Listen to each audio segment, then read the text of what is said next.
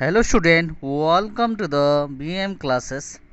This is Vishnu Mahanan, lecturer in English, Piravati Women's College, Teresinga. Today I am going to teach you one of the famous horror drama of the plus 2 second year art, science and the commerce. The famous horror drama is The Monkey's Paw. Monkey's Paw is one of the famous horror drama written by W. Jacobs, and it is dramatized by Mara Rocklift. This is one of the famous horror movie and one of the horror short story and one of the horror drama. This short story is dramatized by Mara Rocklift. Before we go to the text, I want to introduce the drama and the poet and the dramatist and the writer W. Jacobs. The full name of the W. Jacobs is William Waymark Jacobs. The W. Jacobs was born in the year 1863 in the month of September 8 and died in the year 1943 in the month of September 1st. W. Jacob is an English author of short story and novels. He is well known for his short story and different kind of novels. Although much of his work is humorous, he is most famous for a horror story, the one and only the horror story, The Monkey's Paw. Monkey's Paw is one of the most famous horror story written by the W. Jacobs and dramatized by Mara Locked. Now come to the characterization of this short story, which is dramatized by the Mara Rocklift. The character of this story is the first character is the Mr. White, an English gentleman. The first story of this drama is first character of this drama is Mr. White, an English gentleman.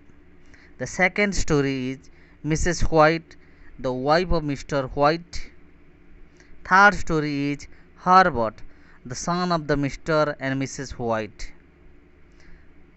Fourth story, the Sergeant Major Morris, a sergeant retired, one of the famous army person, Sergeant Major Morris, who is already retired. And character number 5,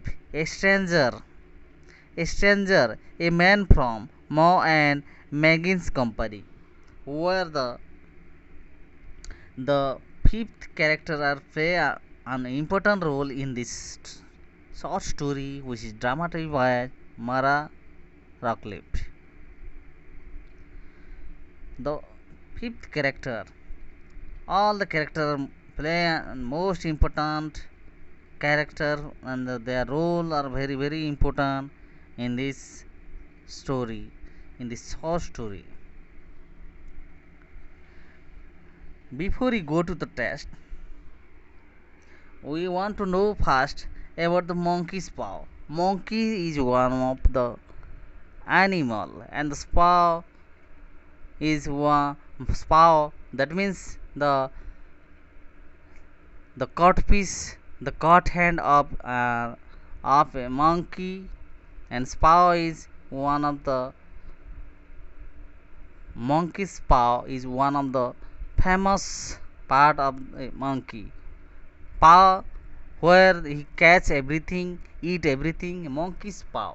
In Odia, monkey's paw କହିଲେ ମାଙ୍କଡ଼ର ପାପୁଲିକୁ ବୁଝାଯାଏ। ପାପୁଲି ବା ଆମ ଭାଷାରେ ହାତକୁ ବୁଝାଯାଏ। ହାତର first part ବା ପାପୁଲିକୁ बुझाଯିବ। Monkeys पा कहले जनराली ମାଙ୍କଡ଼ର ପାପୁଲି। Now come to the first scene of this drama. To know more about the drama and discuss the first scene of this drama. Mr. Herbert was playing chess with his father, Mr. White. The rain was pattering outside. Mr. White been defeated again and again, so his anger often ran. In the mean, the Sergeant Major Morris arrived here. ଏକ ବର୍ଷା ରାତି ଠିକ୍ ସେହି ସମୟରେ mister white ଏବଂ ତାଙ୍କ ପୁଅ Herbert ଏକାଠି ତାଙ୍କ ଘରେ ଚେସ୍ ଖେଳୁଥାନ୍ତି। ମିଷ୍ଟର ହ୍ୱାଇଟ୍ ବାରମ୍ବାର ଖେଳରେ ହାରି ସେ ବର୍ଷାକୁ ସରକାରଙ୍କୁ ଗାଲି ଦେଉଥାନ୍ତି। ଏତିକି ବେଳେ ସେଠାରେ ପହଞ୍ଚିଲେ ମିଷ୍ଟର ହ୍ୱାଇଟ୍ଙ୍କ ବନ୍ଧୁ sergeant major Morris. At the time, the day was very dark, the evening was very darker, and the scene was very difficult to move here and there. But at the time, Major Morris arrived at the Mr. White house.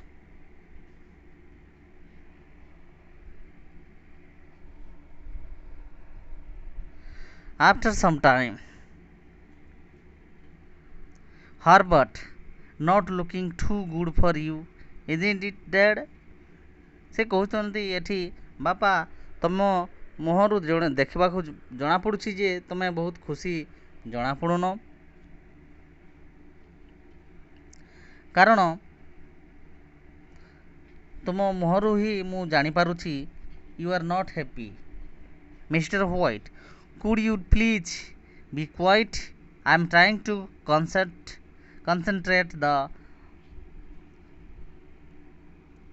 in the chess. ବର୍ତ୍ତମାନ mister white କହୁଛନ୍ତି ଯେ please ତୁମେ ଟିକେ ଦୟାକରି ଚୁପ୍ ରହିବ କି? ମୁଁ ବର୍ତ୍ତମାନ ଚେସ୍ ଖେଳିବାରେ ମୋର ଧ୍ୟାନ ଦେବାକୁ ଚାହୁଁଛି। ଡୋଣ୍ଟ ଡିଷ୍ଟର୍ବ ମି, ମୋତେ କୌଣସି ପ୍ରକାର ଡିଷ୍ଟର୍ବ କରିବାକୁ ଚାହୁଁନି ବୋଲି ତାଙ୍କ ହର୍ବର୍ଟଙ୍କ ବାପା ମିଷ୍ଟର ହ୍ୱାଇଟ୍ କହୁଛନ୍ତି। ଠିକ୍ ଏତିକି ବେଳେ ସେଠାରେ ପହଞ୍ଚିଲେ ମିଷ୍ଟର ହ୍ୱାଇଟ୍ଙ୍କ ବନ୍ଧୁ ସର୍ଜେଣ୍ଟ ମେଜର ମୋରିସ୍। ସେ ଭାରତରେ 21 ବର୍ଷ ରହିଥିଲେ ଓ ଭାରତୀୟ ମୁନିଋଷି ତାଙ୍କ ଯାଦୁଗର ଶକ୍ତି ବିଷୟରେ ଅବଗତ ଥିଲେ। The sergeant said that the final owner of that he had spent 21 years in India. Anyone who had tried to interfere with the fate would be sorry. ସେ ଏକ ଯାଦୁ କୁହୁକ ବିଷୟରେ ସେମାନଙ୍କୁ କିଛି ଜଣାଇବାକୁ ଚାହୁଁଥିଲେ।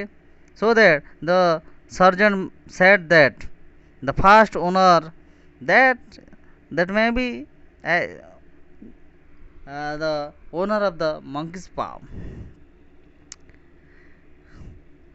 Major Morris had spent 21 years in India. Herbert requested him to tell about Indian magics. ଠିକ୍ ସେହି ସମୟରେ ହର୍ବର୍ଟ ମେଜର ମୋରିସ୍ଙ୍କୁ ସେହି ପାଗ ବିଷୟରେ କଥାବାର୍ତ୍ତା କରୁ କରୁ ସେ ଭାରତରେ କେତେ ଗୁଡ଼ିଏ ମ୍ୟାଜିକ୍ ଅଛି, କ'ଣ କ'ଣ ସବୁ ମ୍ୟାଜିକ୍ ଅଛି ସେ ବିଷୟରେ କିଛି ମୋତେ କୁହନ୍ତୁ, ଶୁଣାନ୍ତୁ ବୋଲି ସେ ଯେତେବେଳେ କହିଛନ୍ତି, ଠିକ୍ ସେତେବେଳେ he saw a monkey's paw. The Major Morris saw a monkey's paw and said that an Indian saint had put some ruled people's sleeves. Anyone who tried to interfere with the would be sorry. With the fate would be sorry. ସେ ଭାରତୀୟ ପରମ୍ପରା ସଂସ୍କୃତି ଯାଦୁଗର ବିଷୟରେ ସେ ସେଠି ସେମାନଙ୍କୁ ଜଣାଇବାକୁ ଚାହୁଁଛନ୍ତି। At that time he saw a monkey's paw. ସେମାନଙ୍କୁ ଗୋଟିଏ monkey's paw ଦେଖେଇ କହୁଛନ୍ତି ଏ monkey's pawର ଗୋଟେ ଯାଦୁଗାରୀ ଅଛି, ଆଉ ଏହି monkey's paw ର ଇମ୍ପୋର୍ଟାନ୍ସ ବି ବହୁତ ଅଛି। ସେ ବର୍ତ୍ତମାନ ମଙ୍କିସ୍ ପାଓ ବିଷୟରେ the sergeant said that the first owner of the monkey's paw die unhappily. ସେ କହୁଛନ୍ତି ଯେ ମଙ୍କିସ୍ ପାଓର ପ୍ରଥମ ମାଲିକ ଯିଏ ଥିଲେ ସେ ମରିଗଲେ। ହି ଡାଏ ଅନହ୍ୟାପିଲି, କୌଣସି ଏକ ପ୍ରୋବ୍ଲେମରେ ପଡ଼ି ଏହି ମଙ୍କିସ୍ ପାଓକୁ ବ୍ୟବହାର କରି ସେ ବହୁତ ଅସୁବିଧାରେ ପଡ଼ି ଶେଷରେ ସେ ମରିଯାଇଛନ୍ତି। He was the second holder of and his three wishes gave him unhappy result। ସେ ପ୍ରକୃତରେ ଦ୍ୱିତୀୟ ଓନର ଥିଲେ, ସେକେଣ୍ଡ ଓନର ଥିଲେ ଏବଂ ତାଙ୍କର ତିନୋଟି ଯେଉଁ ଇଚ୍ଛା ପୂରଣ ହେବା ବେଲେ ସେଇ ରିଜଲ୍ଟରେ କୌଣସି ଗଡ଼ବଡ଼ ହେଇଥିବାରୁ ସେ ରିଜଲ୍ଟରେ କିଛି ଗଡ଼ବଡ଼ ହେଇଥିବାରୁ ସେ ମରିଯାଇଛନ୍ତି, ମୃତ୍ୟୁବରଣ କରିଛନ୍ତି। He wanted to sell it but nobody brought it, so it threw it to fire। ସେ ସେଇ ମଙ୍କିସ୍ ପାଓକୁ ବିକ୍ରି କରିଦେବା ପାଇଁ ଚାହୁଁଥିଲେ, କିନ୍ତୁ କେହି ମଧ୍ୟ କିଣିବାକୁ ଚାହିଁ ନଥିବାରୁ ସେ ମଙ୍କିସ୍ ପାଓକୁ ମେଜର ମୋରିସ୍ ସେ ମଧ୍ୟ ସେଇ ମଙ୍କିସ୍ ପାଓର ବ୍ୟବହାର କରି ଦୁଃଖିତ ଥିବାରୁ ସେ ଅନେକ ଗୁଡ଼ିଏ ପ୍ରୋବ୍ଲେମ୍ ଫେସ୍ କରିଥିବାରୁ ସେ ମଧ୍ୟ ସେଇ ମଙ୍କିସ୍ ପାଓକୁ ବିକ୍ରି କରିଦେବାକୁ ଚାହୁଁଥିଲେ, କିନ୍ତୁ କେହି କିଣିବାକୁ ଚାହୁଁନଥିଲେ। ତେଣୁ ସେ ଜଳୁଥିବା ନିଆଁରେ so he would throw to fire। Mr. White stopped him and took the monkey's paw। He said, I will try to test my fat by it। ଠିକ୍ ସେହି ସମୟରେ ମିଷ୍ଟର ହ୍ୱାଇଟ୍ ସେ ଫିକୁଥିବା ସମୟରେ ତାଙ୍କୁ ଅଟକାଇ ସେଇ ମଙ୍କିସ୍ ପାଓକୁ ସେ ନିଜେ କିପରି ପ୍ରକୃତିରେ କାମ କରୁଛି ନା କାମ କରୁନି ସେ ବିଷୟରେ ସେ ଜାଣିବା ପାଇଁ ତାଙ୍କୁ ସେଇ ମଙ୍କିସ୍ ପାଓକୁ ଫିଙ୍ଗିବା ବେଳେ ତାଙ୍କୁ ସେ ମନା କରିଥିଲେ। The sergeant advise him not to do it and he left the house disgustedly। Sergeant major Morris ସେମାନଙ୍କୁ ଉପଦେଶ ଦେଲେ, ଏହି ମଙ୍କିସ୍ ପାଓ ସହିତ ତୁମେ କୌଣସି ପ୍ରକାର ଛେଡ଼ଛାଡ଼ କରିବାକୁ ଚାହଁନି, କୌଣସି ପ୍ରକାର ଖେଳିବାକୁ ଚାହଁନି, ଏ ହୁଏତ ବିପଦରେ ପକାଇ ପାରିବ ବୋଲି। ସେ ଠିକ୍ ସେହି ସମୟରେ ମେଜର ମୋରିସ୍ ତାଙ୍କ ଘରୁ ଡିସଗଷ୍ଟଲି ବିରକ୍ତ ହେଇ ସେ ଘରରୁ ବାହାରକୁ ତାଙ୍କ ଘରକୁ ଯିବା ପାଇଁ ସେ ଚାହୁଁଥିଲେ ଏବଂ ଚାହିଁଲେ। Herbert asked Mr White to make his wish holding the monkey's paw. ସେ ଠିକ୍ ସେହି ସମୟରେ ମଙ୍କିସ୍ ପାଓ ପ୍ରକୃତରେ କାମ କରୁଛି ନା ନାହିଁ ଜାଣିବା ପାଇଁ ମିଷ୍ଟର ହ୍ୱାଇଟ୍ଙ୍କ ପୁଅ ହର୍ବର୍ଟ ତାଙ୍କ ବାପାକୁ କହିଛନ୍ତି ଯେ ବାପା ପ୍ରକୃତରେ ମଙ୍କିସ୍ ପାଓ କାମ କରୁଛି ନା ନାହିଁ ଟିକେ ଜୋରରେ ହୋଲ୍ଡ କରି ଟେଷ୍ଟ କରି ଦେଖିଲ, ଆମେ ଜାଣିପାରିବା। At first he was unwilling. ସର୍ବପ୍ରଥମେ ମିଷ୍ଟର ହ୍ୱାଇଟ୍ ସାହା କରିବାକୁ ଚାହୁଁନଥିଲେ, but later he took the monkey's paw in his hand.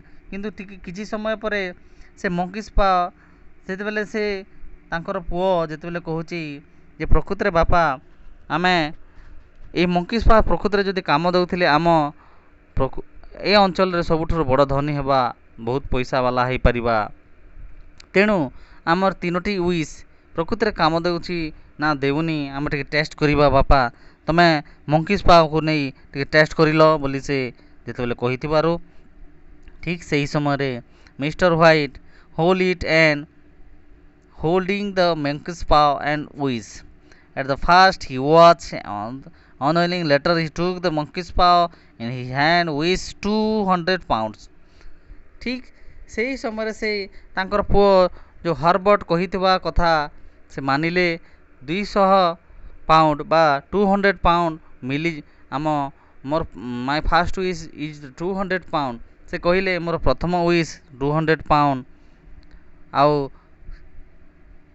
ତାହାକୁ ସେଇ ମଙ୍କିସ୍ ପାଓକୁ ହୋଲ୍ଡ କରି ଛାଡ଼ି ଦେଇ ପକାଇଦେଲେ। ତାପରେ ସେ ଥରି ଯାଇଛନ୍ତି, କିଛି ସମୟ ପରେ ସେ ଫିଙ୍ଗି ଦେଇଛନ୍ତି ଆଉ ଥରି ପଡ଼ିଛନ୍ତି। He felt the paw moving in his hand. ସେ ଜାଣିପାରିଲେ ଯେ ସେ ମଙ୍କିସ୍ ପାଓଟା ପ୍ରକୃତିରେ କାମ କରୁଛି, ତାଙ୍କ ହାତରେ ଟିକେ ଅଲଗା ଫିଲ୍ ସେ କଲେ। He drop it. Mrs White and Herbert laugh at his fear. No money came. Herbert ଏବଂ ତାଙ୍କ ମା मिसेस ह्वाइट तांकु मिस्टर ह्वाइट को देखि हसिले एवं देखिले चारिपटे देखिला पर कौनसी पैसा नथिबारु से माने भाबुथिले नाई तो कौनसी पैसा आसिला नाही, कौनसी पैसा कोठी पैसा अछि, पैसा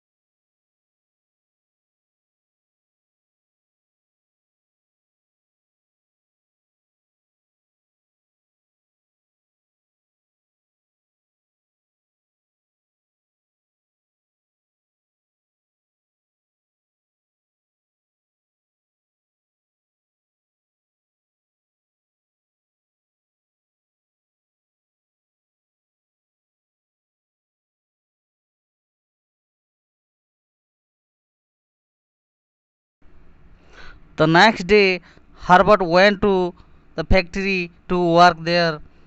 Mr. and Mrs. White were talking on the monkey's paw. After some time, ସେମାନେ ଭାବୁଥିଲେ ଯେ ପ୍ରକୃତରେ ପଇସା ତ ନାହିଁ, ଘର ଚାରିପଟେ ସେମାନେ ଦେଖିଲେ କେଉଁଠି ହେଲେ ପଇସା ନଥିଲା। ଆଫ୍ଟର ସମ୍ ଟାଇମ୍ ଏ ଷ୍ଟ୍ରେଞ୍ଜର କେମ୍। କିଛି ସମୟ ଗଲା ପରେ ଜଣେ ଅଜଣା ବ୍ୟକ୍ତି ତାଙ୍କ ଘରେ ଠକ୍ ଠକ୍ କଲା। କବାଟରେ ଠକ୍ ଠକ୍ କଲା ପରେ ସେମାନେ କବାଟ ଖୋଲି ଦେଖିଲେ ଯେ ଜଣେ ଅଜଣା ବ୍ୟକ୍ତି ଠିଆ ହେଇଛନ୍ତି, ସୁଟ୍ ବୁଟ୍ରେ ଏକ ବ୍ୟାଗ୍ ଧରିଛନ୍ତି। He said that he was from Maw and Meggins company. Herbert was caught in the machinery. The company had sent £200। ଠିକ୍ କିଛି ସମୟ ଗଲା ପରେ ସେ କବାଟ ଖୋଲିଛନ୍ତି ଆଉ ଜଣେ ସୁଟ୍ ବୁଟ୍ରେ ଠିଆ ହେଇଥିବା ଅଜଣା ବ୍ୟକ୍ତି ସେଇ ତାଙ୍କ ଘର ସାମ୍ନାରେ ଠିଆ ହେଇଥିଲେ। ସେ କହିଲେ ସେ ଧୀରରେ ସ୍ଲୋଲି ସେ ଧୀରେ ଧୀରେ କହିଲେ ମୁଁ ମୋ ଆଣ୍ଡ ମୋ କମ୍ପାନୀରୁ ମେଗିନ୍ସ କମ୍ପାନୀରୁ ଆସିଛି। ହର୍ବର୍ଟ ଯେଉଁ କମ୍ପାନୀରେ କାମ କରୁଛି ସେଇ କମ୍ପାନୀରୁ ମୁଁ ଆସୁଛି। ହର୍ବର୍ଟ କାମ କରୁଥିବା ସମୟରେ ମସିନରେ କଟି ତାର ମୃତ୍ୟୁବରଣ ହୋଇଯାଇଛି, ସେ ମରିଯାଇଛି। ତେଣୁ କମ୍ପାନୀ ଆପଣଙ୍କୁ £200 ଫର୍ମାଲିଟି ଦୃଷ୍ଟିକୋଣରୁ ସେ ସିମ୍ପାଥେଟିକ୍ ଦୃଷ୍ଟିକୋଣରୁ ତାଙ୍କୁ ସେ ଆପଣଙ୍କୁ ପଠାଇ ଦେଇଛନ୍ତି ବୋଲି ସେ କହି ସରି କହି ସେ ଘରକୁ ଫେରି ଯାଇଛନ୍ତି। ସେଇ କଥା ଶୁଣି mister white and missus white ବହୁତ ଦୁଃଖ ଅନୁଭବ କରୁଛନ୍ତି।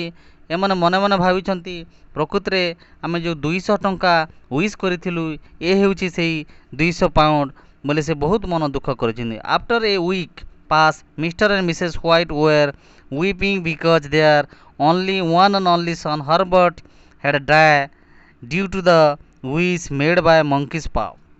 ସେ monkey's pawର ୱିଶ୍ ପାଇଁ ସେମାନଙ୍କର ଗୋଟିଏ ମାତ୍ର ପୁଅ ମରିଯାଇଥିଲା। ଆଉ କିଛି ଦିନ ଗଲା ପରେ ସେମାନେ ଜାଣିଲେ ଯେ monkey's paw ତ ଅଛି, ଆମର ଗୋଟିଏ ଇଚ୍ଛା ପୂରଣ ହୋଇସାରିଛି, ଆଉ ଅନ୍ୟ ଇଚ୍ଛା କ'ଣ ପାଇଁ ଆମେ ପୂରଣ ନ କରିବା ବୋଲି ଭାବିଲେ। Mrs White argue that husband make the second wish to bring back his life। ମିଷ୍ଟର ହ୍ୱାଇଟ୍ଙ୍କ ସ୍ତ୍ରୀ ମିସେସ୍ ହ୍ୱାଇଟ୍ କହିଲେ ଯେ ପୁଣି ଥରେ ତମେ ସେଇ ମଙ୍କିସ୍ ପାକୁ ଧରି ୱିଶ୍ କର, ପୁଣି ଥରେ ଆମ ପୁଅ ଜୀବିତ ହେଇ ଫେରିଆସୁ ବୋଲି ସେ ବହୁତ କାନ୍ଦିଲେ। କିଛି ସମୟ ଗଲା ପରେ ସେ ଚାହୁଁନଥିଲେ ମଧ୍ୟ ମିଷ୍ଟର ହ୍ୱାଇଟ୍ ପୁଣି ଥରେ ତାଙ୍କର ସ୍ତ୍ରୀ କଥା ମାନି ସେ ଦ୍ୱିତୀୟ ୱିଶ୍ କହିଲେ ମାଇ ସନ୍ ସୁଡ୍ ବି ବ୍ୟାକ୍। ମୋର ପୁଅକୁ ଆଉ ମୋର ପୁଅ ଫେରିଆସୁ ବୋଲି ସେ କହିଛନ୍ତି। ଆଉ ସେଇ ମଙ୍କିସ୍ ପାକୁ ହୋଲ୍ଡ କରିଛନ୍ତି। କିଛି ସମୟ ପରେ ଗଲେ ଗୋଟେ ଅଲଗା ପ୍ରକାର ସେ ଅନୁଭବ କରିଛନ୍ତି ଆଉ ତଳେ ପକାଇ ଦେଇଛନ୍ତି ସେଇ ମଙ୍କିସ୍ ପାକୁ। ଠିକ୍ କିଛି ସମୟ ଗଲା ପରେ ତାଙ୍କର କବାଟରେ କିଏ ଜଣେ ଠକ୍ ଠକ୍ କଲା ପରି ଶବ୍ଦ ଶୁଣିବାକୁ ପାଇଲେ। ଆଉ ସେମାନେ ଚକିତ ହେଇଗଲେ। ମିସେସ୍ ହ୍ୱାଇଟ୍ ସେ କବାଟ ଖୋଲି ତାଙ୍କର ପୁଅକୁ ଦେଖିବାକୁ ଚାହୁଁଥିଲେ ଏବଂ here the knocking at the door. Mrs. White looked unhappy and toward the door and shouting, my son, wait, my son, wait, I am opening the door." Mr. White took the paw and made the third wish. After some time, ଠିକ୍ କିଛି ସମୟ ପରେ ଯେତେବେଳେ କବାଟଟା ଠକ୍ ଠକ୍ ହେଇଛି, ଠିକ୍ ସେହି ସମୟରେ ମିସେସ୍ ହ୍ୱାଇଟ୍ ସେ ଶବ୍ଦ ଶୁଣି, ସେ କବାଟରେ ଠକ୍ ଠକ୍ ହେବାର ଶବ୍ଦ ଶୁଣି ସେ କହିଛନ୍ତି, my son wait, I am opening the door. ସେ ମୁଁ କବାଟ ଖୋଲୁଛି ଟିକେ ଅପେକ୍ଷା କର ବୋଲି କହୁଛନ୍ତି। ଠିକ୍ ସେହି ସମୟରେ ମିଷ୍ଟର ହ୍ୱାଇଟ୍ ଭାବିଲେ, ସେ ବହୁତ ଡରିଗଲେ, ବହୁତ ନର୍ଭସ୍ ଫିଲ୍ କଲେ ଏବଂ ସେ ମଙ୍କିସ୍ ପୁଅକୁ ପୁଣି ଥରେ ଧରି ତାଙ୍କର ଥାର୍ଡ଼ ୱିଶ୍ ମାଗିଲେ। ଥାର୍ଡ଼ ୱିଶ୍ ରେ କହିଥିଲେ, ମାଇ ସନ୍ ଗୋ ବ୍ୟାକ୍ ଦ ନକିଂ ଷ୍ଟପ୍। ଠିକ୍ ସେହି ସମୟରେ ସେ ଠକ୍ ଠକ୍ ହେଉଥିବା ଶବ୍ଦଟା ବନ୍ଦ ହୋଇଗଲା। Mrs white open the door and found nobody in that place, and the play ended at the cold atmosphere. Mister white ତାଙ୍କର ଏଥିରୁ ଜାଣିପାରୁଛେ ଯେ ମିଷ୍ଟର ହ୍ୱାଇଟ୍ ତାଙ୍କର ଥାର୍ଡ଼ ୱିଶ୍ କରିଥିବାରୁ ସେ କବାଟରେ ଠକ୍ ଠକ୍ କରୁଥିବା ଶବ୍ଦଟା ବନ୍ଦ ହୋଇଯାଇଛି ଏବଂ ମିସେସ୍ ହ୍ୱାଇଟ୍ କବାଟ ଖୋଲିକି ଦେଖିଛନ୍ତି ସେ ରାସ୍ତାରେ କେହି ହେଲେ ନଥିଲେ, ସବୁ ସାଇଡ଼୍ରେ ଶ୍ମଶାନ ଲାଗୁଥାଏ। ଆଉ ସେ ପୁଣି ଥରେ କାନ୍ଦି କାନ୍ଦି ତାଙ୍କର କ୍ୱାର୍ଟରକୁ ଆସିଛନ୍ତି ଘରକୁ। ଏତିକିରେ ଫାର୍ଷ୍ଟ ସିନ୍ଟା ଖତମ ହେଇଛି। ମାଇ ଡିଅର୍ ଷ୍ଟୁଡେଣ୍ଟ, ଏହି ଭିଡ଼ିଓର ପାର୍ଟ 2 ଦେଖିବା ପାଇଁ ଭିଡ଼ିଓ ଦେଖିବା ପାଇଁ କ୍ୱେଶ୍ଚନ୍ ଆନ୍ସର୍ ଡିସ୍କସନ୍ ଦେଖିବା ପାଇଁ ମଙ୍କିସ୍ ପାୱାର ପାର୍ଟ 2 ଭିଡ଼ିଓ ଏବଂ କ୍ୱେଶ୍ଚନ୍ ଆନ୍ସର୍ ଡିସ୍କସନ୍ ସେସନ୍ ଦେଖିବା ପାଇଁ ମୋ ଲାଇଭ୍ କ୍ଲାସ୍ରେ ଜଏନ୍ କରିବା ପାଇଁ ମୋ BM କ୍ଲାସ୍ ଚ୍ୟାନେଲ୍କୁ ଲାଇକ୍ କରନ୍ତୁ, ସେୟାର କରନ୍ତୁ, କମେଣ୍ଟ କରି ମୋତେ ଉତ୍ସାହିତ କରନ୍ତୁ। କ୍ୱେଶ୍ଚନ୍ ଆନ୍ସର୍ କରିବା ପାଇଁ ମୋତେ କମେଣ୍ଟ ବକ୍ସରେ ଜଣାନ୍ତୁ ଏବଂ ମୋର ଡିସ୍କସନ୍ ଇଂଲିଶ ଟୁ ଇଂଲିଶ ଏବଂ English to Hindi, English to ଓଡ଼ିଆରେ ଶୁଣିବା ପାଇଁ, ଦେଖିବା ପାଇଁ, ଏହି ଭିଡ଼ିଓର ପାର୍ଟ 2 ଦେଖିବା ପାଇଁ, ମୋର ଅନେକ ଗୁଡ଼ିଏ କ୍ଲାସ୍ ଆଟେଣ୍ଡ କରିବା ପାଇଁ ମୋ କ୍ଲାସ୍ BM କ୍ଲାସ୍କୁ ଲାଇକ୍ କରନ୍ତୁ, ସେୟାର କରନ୍ତୁ ଏବଂ ସବସ୍କ୍ରାଇବ୍ କରି ଲାଲ ବଟନ୍କୁ ଦବାଇ ଦିଅନ୍ତୁ, ଯାହାଫଳରେ ମୋ ସହିତ ଆପଣ ସମସ୍ତ ବେଳେ ଅପଡ଼େଟ୍ ରହିବେ, ନୂଆ କ୍ଲାସ୍ ସବୁ ଆଟେଣ୍ଡ କରିପାରିବେ। ଧନ୍ୟବାଦ।